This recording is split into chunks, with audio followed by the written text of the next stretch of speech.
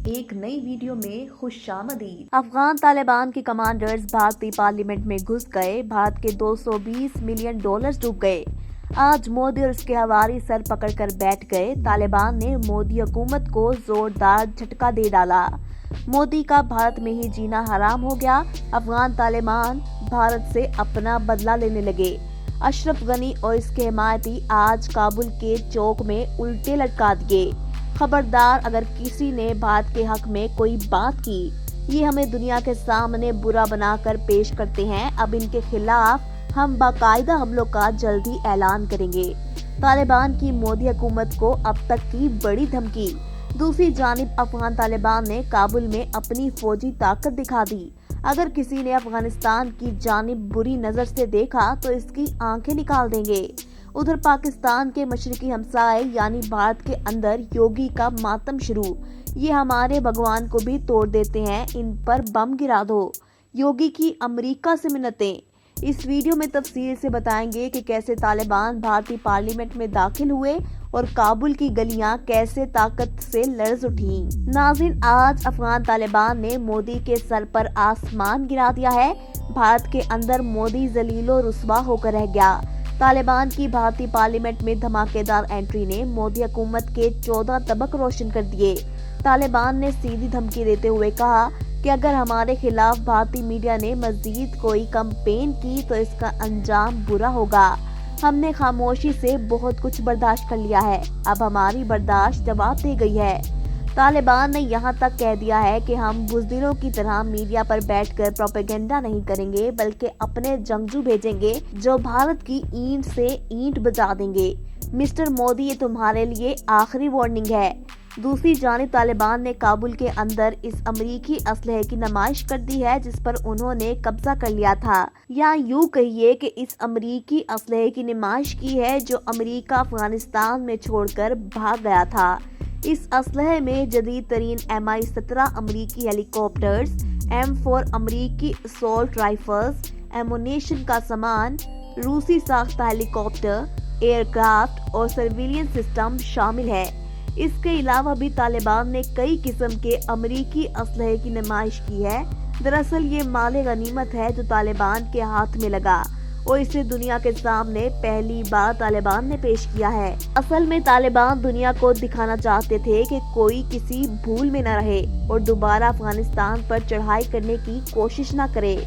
नाजरीन, एक तरफ तालिबान अमेरिका से हासिल शुदा असलहे की नुमाइश दुनिया के सामने कर रहा है तो दूसरी जानिब पाकिस्तान की मशरकी हमसाए भारत में डरपोक हिंदू लीडर योगी आदित्यनाथ ने अमेरिका से मिन्नतें शुरू कर दी हैं कि वो तालिबान पर फिजाई हमला कर दें। इसकी वजह यह है कि तालिबान ने हाल ही में तालिबान क़यादत की जानिब से सुल्तान महमूद गजनवी के मकबरे की ज़ियारत की है, जिसने सोमनाथ के मंदिर को तहस नहस कर दिया था।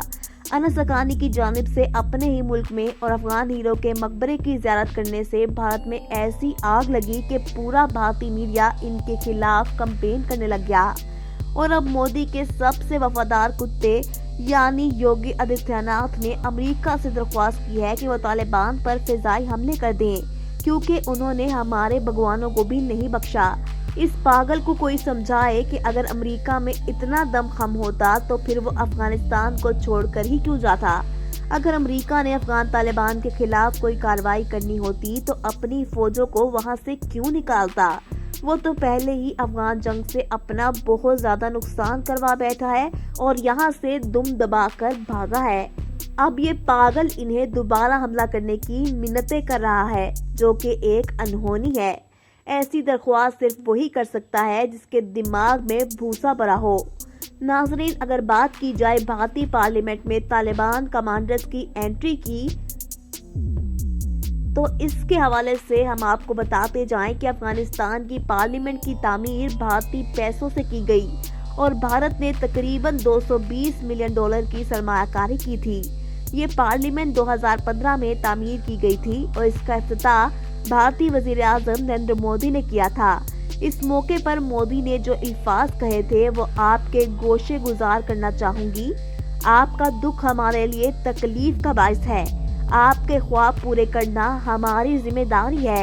आपकी मजबूती ही हमारे लिए भरोसा है। آپ کی ہمت سے ہمیں تحریک ملتی ہے اور آپ کی دوستی ہمارے لیے عزت کی بات ہے۔ یہ وہ الفاظ ہیں جو دسمبر 2015 میں افغانستان کی پارلیمان کے افتتاح کے موقع پر بھارتی وزیر اعظم نریندر مودی نے کہے تھے۔ جس افغان پارلیمان کے افتتاح کے لیے وہ وہاں گئے تھے، وہ عمارت انڈیا کی مالی مدد سے بنائی گئی تھی۔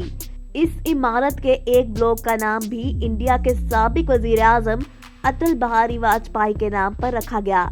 سن 2001 میں افغانستان میں طالبان حکومت کے زوال کے ساتھ انڈیا نے افغانستان کے تعمیر نو کے لیے امداد کی نئی سرے سے شروعات کی۔ کابل میں مقیم انڈین سفارت خانے کے مطابق سن 2002 میں انڈیا نے افغانستان میں اپنا سفارت خانہ بڑھایا۔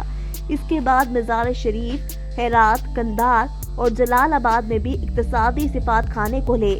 سن 2006 تک صدر حامد کرزئی 4 بار سرکاری دورے پر انڈیا جا چکے تھے۔ ناظرین، مودی حکومت اور اس سے پہلے کانگریس کے وزیر اعظم منموہن سنگھ نے افغانستان کے اندر جو سرمایہ کاری کی، اس کا تخمینہ تقریباً 5 کھرب روپے بنتا ہے، جو کہ طالبان کی واپسی سے ڈوب گئی ہے۔ بھارت صدمے کی کیفیت میں ہے۔ بھارت جنوبی ایشیا میں افغانستان کو اہم اسٹریٹجک اتحادی سمجھ کر گزشتہ 2 دہائیوں کے دوران 400 سے زیادہ منصوبوں پر سرمایہ کاری کی۔ 15 ارب روپے یعنی کہ $90 ملین کی افغان پارلیمنٹ تعمیر کی۔ گزشتہ برس ہندوستان اور افغانستان کے درمیان 2 طرفہ تجارت کا تخمینہ 1 کھرب 65 ارب روپے یعنی کہ $1 ارب سے زیادہ تھا۔ گزشتہ سال بھارت نے 13 ارب روپے یعنی کہ $80 ملین مالیت کے 100 کمیونٹی ڈیولپمنٹ پروجیکٹس کا اعلان کیا۔ بھارت کو اچھی طرح معلوم تھا کہ ان منصوبوں کا مستقبل غیر یقینی ہوگا اگر طالبان کا افغانستان پر قبضہ ہو گیا، کیونکہ بھارت کا ماضی میں طالبان کے ساتھ ورکنگ ریلیشن شپ نہیں رہا۔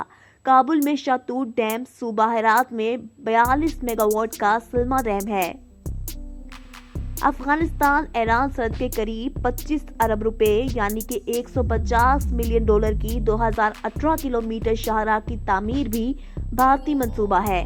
افغانستان میں طالبان کے آنے سے بھارتی ایوانوں میں خوف کی فضا ہے۔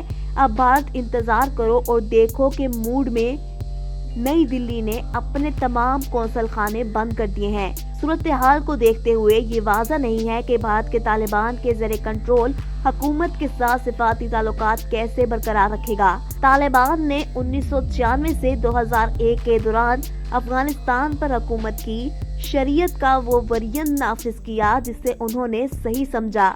اب بھارت طالبان کے خلاف پروپیگنڈے میں پیش ہے اور اسی وجہ سے طالبان نے مودی حکومت کو دھمکی دیتے ہوئے کہا ہے کہ مسٹر مودی اپنے گودی میڈیا کو لگام ڈالے ورنہ اس کا انجام برا ہوگا۔ میں امید کرتی ہوں کہ آج کی ویڈیو آپ کو ضرور پسند آئی ہوگی۔